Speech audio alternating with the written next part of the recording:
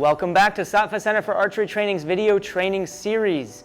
Today's theme and focus is coiling to achieve barrel of the gun. 3 goals for today: coiling to establish barrel of the gun without drawing. 2, coiling around the spine so that the top of the head does not move out of alignment during coiling. And 3, use the inhale and exhale during setup to coil with fluidity and grace, but also the force that you need in order to overcome the resistance of the limbs and still achieve barrel of the gun. 3 elements of software you'll need to use today: breathing, intensity control, and attention and focus. Breathing is going to be required in order to really find barrel of the gun as you exhale through the end of setup. And intensity control will be needed to manage the balance of the shot through the pressure point all the way through the draw side as you coil to find barrel of the gun. Here's what your training session looks like today. I'll start out by giving you a basic overview of setup. We'll move on to 3 warm-ups. The main set involves 4-part drill leading up to the actual shooting of the bow, where you will apply the skills you developed during the 4-part drill. Today's session assumes that you're already using an open stance and are establishing proper posture in set position. We'll move on to 3 warm-ups. The main set involves 4-part drill leading up to the actual shooting of the bow, where you will apply the skills you developed during the 4-part drill. For more information on setup, please see the setup number 1 video that precedes today's training session. Holding is the most important part of the shot cycle. In order to achieve holding, barrel of the gun must be achieved as a result of coiling around the spine, using the spine as an axis, and depressing the draw side scapula all the way to the spine during setup. Now, barrel of the gun is a straight line from the bow side wrist, the bow side shoulder, all the way through the draw side shoulder. One detail I did not mention in the setup number 1 video was that barrel of the gun must be assessed from 360 degrees. Let me be clear about this. So even if I visually from overhead create a straight line from my bow side wrist to my bow side shoulder and draw side shoulder like this, I could be like that. To be clear, barrel of the gun needs to be assessed not only from overhead to see if bow wrist, bow shoulder, and draw shoulder are in a straight line, but both shoulders need to be low and level. In setup, the window between the string and the riser will continue to stay open, and this requires that your hook hand stay shifted out away from your torso, keeping your draw side elbow in line with or inside the arrow line. So here's a quick demo. If I do my setup like so, all right, my hook hand is shifted out away from my torso. If it was here, my elbow is now outside the arrow line and the window is closed. So we want to keep that window open all the way through setup. Setup does not want any draw mixed into it, and to the untrained eye, this can be very confusing because a tremendous amount of work is performed to the bow during setup. In other words, the bow is opened up more during setup than in any other stage of the shot cycle. However, this opening of the bow is a result of coiling and the raising of the hook hand as it goes up an elevator, and not from the action we get with drawing later on, which is with land 2 leading the way. I want to make sure that I'm clear with what's going on in relation to the scapula and the draw arm during setup. So here we have an overhead view of an archer. This is their head. This is the top of their head. Here are their 2 eyes, their nose. Here's an ear. Here's an ear. And here's the top center of their head. Now the head is slightly shifted forward, right? Our head isn't directly over our spine. The spine, right, the neck actually comes forward a little bit to put our jaw directly over the ball of our draw side foot. So here's the, let's say this is the column of the spine here. That's the center of the head. Here is the bow side arm, and what's important is the bow side wrist, the bow side shoulder, and what will become the draw side shoulder over here. Now let's say that this represents, part of this represents the upper shoulder of the draw side, so like the deltoid area here, and let's say the rest of this represents the scapula. And the goal is to, when you're in set position, both of those, they're farther away from the spine when you're in set position. So let's say here's the humerus bone of the upper arm, and here's the radius and ulna of the lower arm. Your hook hand would be right here. None of this is to scale, and this is an imperfect demonstration. I hope it works out with this video, so we'll see. So when we do setup, we want to be coiling around the spine, and the head wants to remain still. We don't want this point to move at all either. All right? And as we coil, we are taking this humerus bone and we are pushing the scapula and shoulder back around towards the spine. So let's see if I can do this without getting in the camera's way. This bone is going to push the scapula over towards the spine during the setup action. Okay? That's what we want. Then in draw, land 2 leads the way and continues to build back tension. And when it does so, of course, we move land 2 in a way that connects from the elbow all the way through the scapula. So the scapula is going to continue to get tighter, but this way towards the spine rather than this way. All right? So one way that I like to think about this is if we think about this part of the arm, the humerus bone or the upper arm, think of it like a pool stick. This is the end of the pool stick that you would hit a ball with. And let's think of this structure here, your shoulder and the scapula, your shoulder blade. Let's think of this as a pool ball. Well, if the goal is to get the pool ball in the pocket over here, then we can't simply rotate around like this. All right? This is not the movement that we want to do during setup. All right? We need to guide the ball in the direction of the pocket. Of course, so in this example, I'm not hitting the ball the way you would in an actual game of pool. I'm guiding the pool, so this direction, and I'm pushing it this way. Okay, so I'm guiding the pool ball. Let's start here. I'm guiding the pool ball around and into the pocket.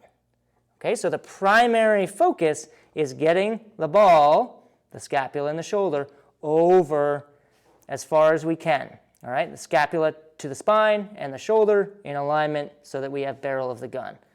Let me adjust that. Okay, so there we are at the end of setup, and then draw would be focusing on land 2 and come around like this.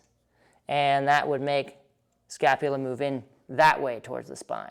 If you're struggling to reach barrel of the gun right now, consider your stance first. It might be too open, or your draw weight might be too high. If the resistance of the limbs are too high, you may not be able to generate the amount of force needed to rotate and coil through the resistance into barrel of the gun. So try dropping down in draw weight. The up and over shoulder warm-up. Grab an extra long stretch band, pole, or even a bow stringer. Start with the stretch band in front of you. Raise your arms up, keeping your arms straight, so that the stretch band remains parallel with the ground and is over your head. Exhale as you let your arms complete the rotation as far behind your head towards your back as you can comfortably complete. Side plank modifications are wonderful for building strength in the hip muscles. This will provide for greater strength and stability as an archer. Side planks also help work the muscles that support the knees, and keeping the knees stable during the shot cycle is key to developing a solid foundation for the shot. I offer 4 modifications here, progressing from easier to more challenging. First, find your position on the floor, with your knees bent at 90 degrees and your forearm on the ground. Try and keep your knees, hip, and elbow approximately in the same line, and also align your body so that your shoulders, trunk, hips, and legs are all in the same plane. support your upper body on the forearm. Second, engage your core, trunk muscles, and squeeze the glutes. Finally, float the hip that is closest to the ceiling towards the ceiling. Progression 2 is a little more challenging and involves keeping your upper body support arm in the same position, but scissoring your legs out for stability. Perform as many 3 to 5 second reps as you can in 30 seconds and then switch sides. Progression 3. Continue to stay on your supporting forearm and increase the challenge by stacking your feet on top of each other. This will challenge your sense of balance. Progression 4. Keep your feet stacked and support your torso with a stiff, engaged arm, palm against the ground. On all of these progressions, make sure you find your position first, then develop tension in the core and glutes and supporting arm triceps and lats, and then float your hips towards the ceiling to add the resistance. Perform as many 3 to 5 second reps as you can in 30 seconds and then switch sides. Shot cycle warm-up. Grab your stretch band and either 2 stability discs or 2 large towels folded into smaller squares. Place the stability discs or towels on the floor at a distance and angle that approximates where your feet are positioned during stance. Stand on the stability discs or towels and perform 25 repetitions of your shot cycle focused on the 1 rolling hill, 2 mountains, 1 plateau breath cycle we worked on in previous videos.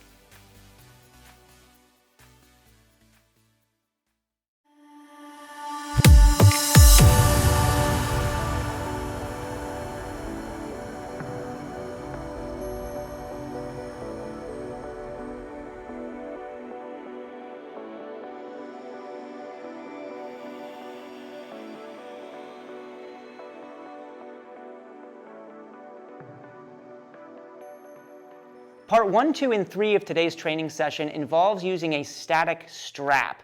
Now, static simply means that there's no give to it. It's not stretchy, dynamic like a stretch band. So you'll need to get a strap. I'll have this up by the shooting line at Sattva if anyone wants to use one. If you're not at Sattva and watching this video, grab your bow stringer can be modified for this purpose. You could get a strap from your vehicle, something you'd tie a canoe down to your roof rack with, for example, that has an adjustable buckle on it. That would work fantastic. It's just a piece of webbing. You could tie it. If you have the opportunity to have a buckle that's easily adjustable, that is ideal. Okay, you can fine-tune the length of the loop with greater ease.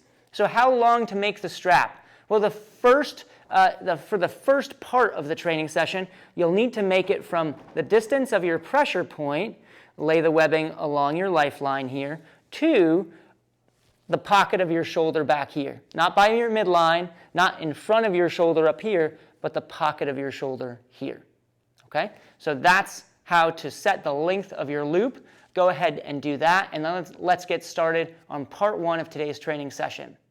For part 1, perform 30 quality reps that meet the following criteria. I want your hips to stay open. Your upper body will rotate around the spine as the axis. 3, scapula is going to depress towards the spine on your draw side. Barrel of the gun must be achieved.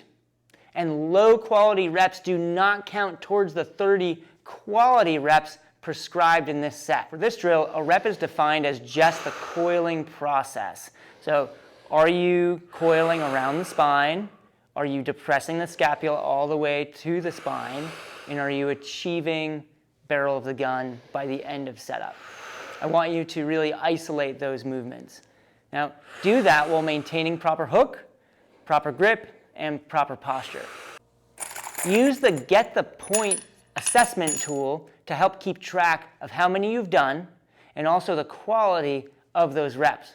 So consider breaking the reps down into groups of 4 or 6 so you can perform 4 to 6 reps, remember how many quality ones you had, and then add the points to the empty container at the end of 4 or 6 reps. Then do another 4 or 6.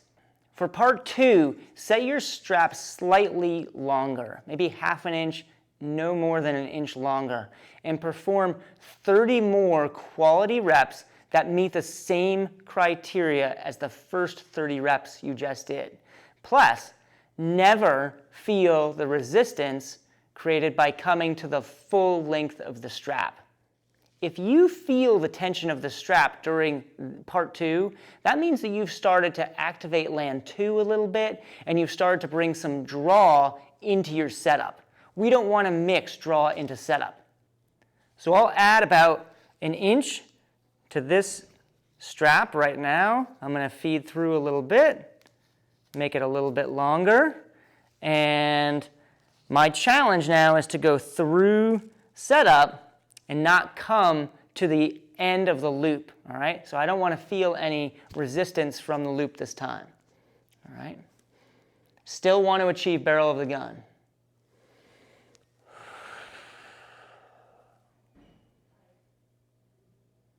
See how it's still loose? If I drew now it's tight, okay? I don't want to do that, okay?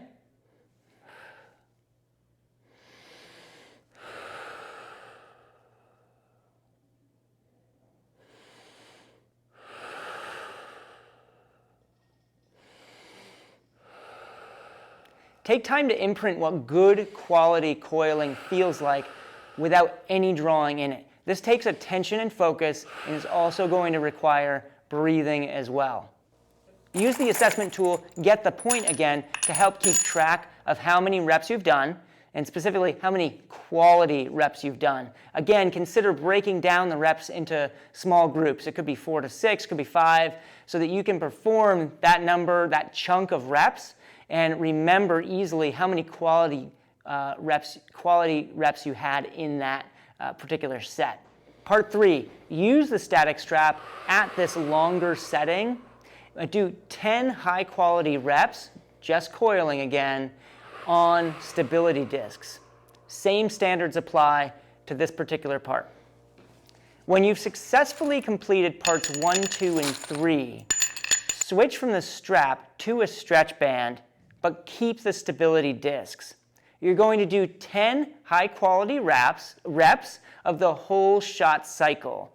Use Get the Point to help you keep track of how many reps you've done that are quality. The criteria you'll use to assess whether or not the rep was successful is achieving barrel of the gun while rotating around the axis of the spine, not implementing any drawing action at all, and make sure that you're depressing the scapula all the way over to the spine. Part 5 is easy. Grab your bow and see if you can achieve the same quality of barrel of the gun that you've just accomplished with the strap and the stretch band, but with your bow. So if you cannot achieve barrel of the gun with your bow, there's 2 things I want you to check. 1, check your stance. Your stance might be too open. 2, check your draw weight. All right? If you cannot achieve barrel of the gun with your bow, grab some lighter limbs or a lightweight training bow and perform the rest of this main set with a resistance level that you can achieve barrel of the gun with.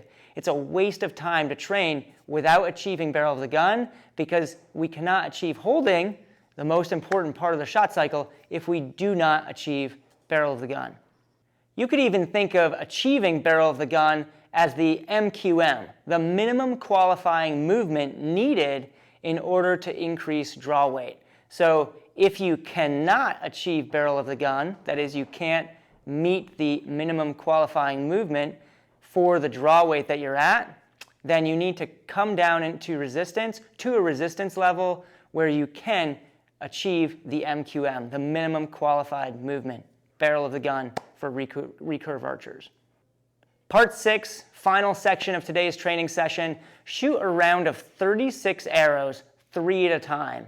Only continue on with the shot if you consciously find barrel of the gun and commit to it. You give yourself a point for every shot that you do this on. The standard is 100%, so I want you successfully getting to barrel of the gun by coiling around the axis of the spine. That means not having the top of your head move at all. It's going to just rotate right around here. And depressing the scapula all the way over to the spine on 100% of the shots. Okay? This requires attention and focus. Now listen carefully to the standard. So you're going to know consciously if you achieved the standard before you get to loading, because loading comes after achieving barrel of the gun. So if you do not meet the standard, if you know you haven't achieved barrel of the gun or it doesn't feel quite right, and you're at loading, you've gone too far, but it's not too late to bail out, okay? So the standard is 100% of the arrow's shot. You either consciously get to barrel of the gun or you do not. If you are not sure at the end of the shot, that does not count and you will not receive the 100% standard you're looking for.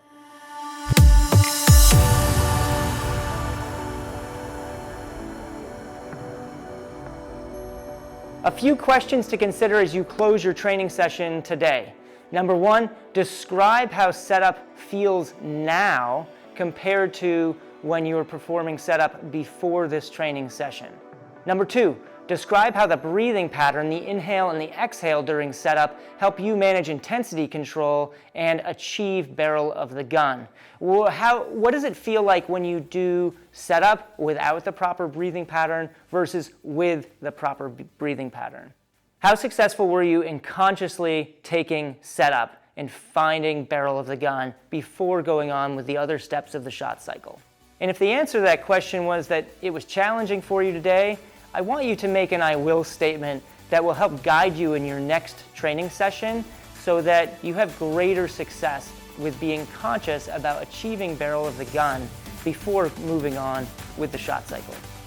Thanks everyone for joining me today. I hope everyone's doing well. I'll see you next time. And as always, please hit the like button if you learned anything in this video. Send some comments my way, and please subscribe to our channel. Take care.